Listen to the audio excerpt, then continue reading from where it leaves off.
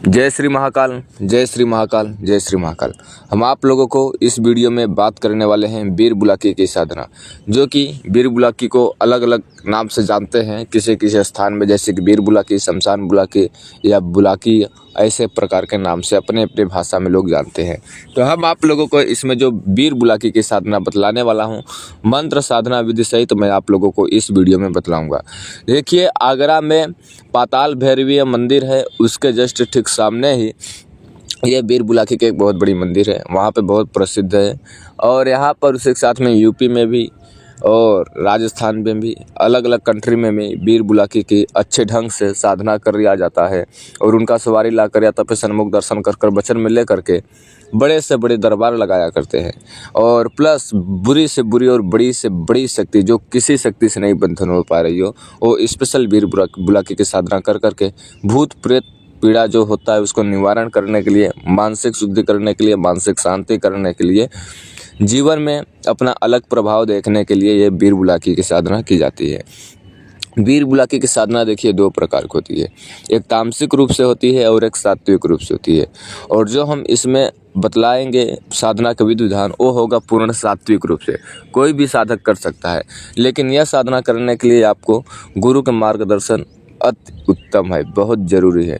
क्योंकि ये साधना अगर बिना गुरु के नहीं करोगे तो ये साधना आपको खतरा भी पहुंचा सकती है, क्योंकि ये साधना से जरा से जोखिम से भरी हुई है। ठीक है, ये साधना में आप लोगों को जो सामग्रियाँ लगने वाली है वो सामग्रियाँ ले लेना है। और जब तक कि आपको साधना करोगे तब तक कि आपको पूर्ण रूप से बाल ब्रह्मचार्य का पालन करोगे।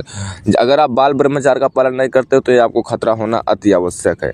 क्योंकि वीर बुलाकी की साधना दुनिया का ऐसा कोई बुरी शक्ति, बुरी आत्मा, बुरी ऊर्जा, नकारात्मक ऊर्जा नहीं जिसके शरीर पर है या जिसके घर पर है उसको दूर न कर सके। ठीक है, आपको ये साधना तामसिक रूप से वही लोग करना चाहते हैं जो गुरु होंगे, और सात्विक वही करेंगे जो कि उनके लोगों के पास गुरु हो। इसमें आपको साधना जब करेंगे तो ये साधना शमशान में या जंगल में ये साधना की जाती है। ठीक है, या तब फिर घनौर जंगल हो या तब फिर अखंड शमशान हो जो कि कई वर्षों पुराना हो और एक से एक चिता वहाँ पे जलती रही हूँ। ठीक है, दूरी से दूरी चिता करके जलती रही हूँ, ऐसा शमशान पुराना शांति जगह ढूंढ लेना है। अमावस्या या पूर्णिमा की रात से ये साधना स्टार्ट करना है आपको।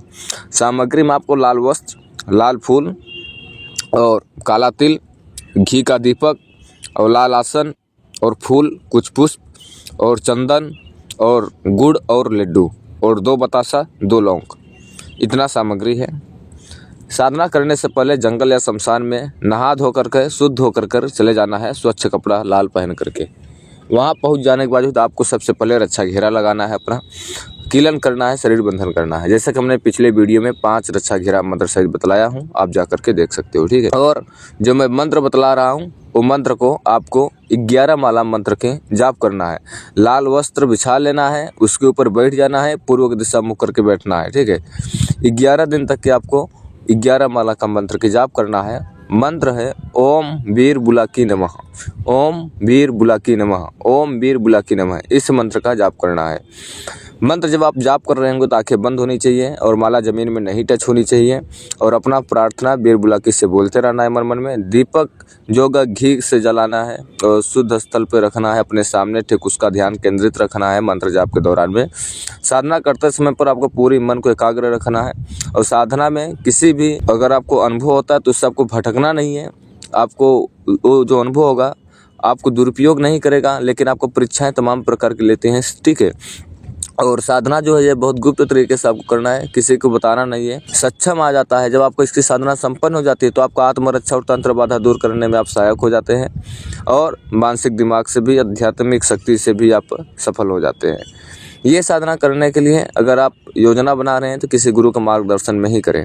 कभी भी वीर बुलाकी को हम किसी देवता को अपमान नहीं करते हैं, ना ही किसी व्यक्ति को अपमान करते हैं। व्यक्ति ही देवता के समान होते हैं। वीर बुलाकी की साधना अगर आप करते हैं तो करिए और फिर छोड़ दीजिए, नहीं तो करिए लाइफ टाइम के लिए, अपने जीवन में रखने के लिए, या तो फिर कुल देवी या कुल देवता के रूप में मानने या रखने के लिए। ऐसी साधनाएं न करें। और तामसिक साधनाएं अगर आप कर रहे हैं तो किसी गुरु के मार्गदर्शन में ही करें, क्योंकि इसमें बलि दी जाती है। बलि जरूरी नहीं है कि आप प्रतिदिन दो, हर महीने में दो, रोज़ दो या तो फिर कब दो। आप सात्विक रूप से भी कर सकते हो, तामसिक रूप से भी कर सकते हो। लेकिन अगर आप वीर बुलाकी को इष्ट देव के या कुल देवता के नाम से अगर पूजा घर में कर रहे हो, तो अगर आप मर जाते हो एग्जाम्पल, तो आपको जो बेटे हैं, बेटे के बेटे, बेटे के बेटे जो अस्त पुस्त, वो भी लाइफ टाइम के लिए, जीवन भर के लिए, जैसे जैसे पीढ़ी आगे बढ़ेगी उसी प्रकार से वो लोग भी बीर बुलाकी के ही देवता मानते चलेंगे। इसलिए आप लोग बीर बुलाकी के देवता न माने, पहली बात। और दूसरी बात कि जब आप बीर बुलाकी की साधना कर रहे हो तो आप साल में एक बार भी भोग दे सकते हो, बलि का जहाँ पे बात आती है, ठीक है। और बाकी दिन आपको 2 लौंग और गुड़ और बतासा जोड़ा, और बतासा, लौंग और गुड़, और थोड़ा सफ़ेद मीठा हो सके तो, और सिगरेट, इतना सामग्री दे सकते हो सात्विक रूप से। और तामसिक रूप से मांस देना पड़ता है, और तामसिक पूजा क्रिया अलग हो जाती है, जो कि नॉर्मल साधक के लिए वो खतरा अत्यधिक खतरनाक होती है। वो साधनाएँ कोई 1-2 सिद्धि कर चुका हो, उन लोगों के लिए ये साधना करे तो अति उत्तम होगा। ये साधना अगर कोई भी साधक करना चाहता है तो मेरे मार्गदर्शन में कर सकता है। अब आप लोग आदेश दीजिए, मैं अपनी वाणी को यहीं पर विराम दूंगा। बहुत जल्दी लौटूंगा एक रहस्यमय जानकारी के साथ। तब तक के लिए जय श्री महाकाल, जय श्री महाकाल।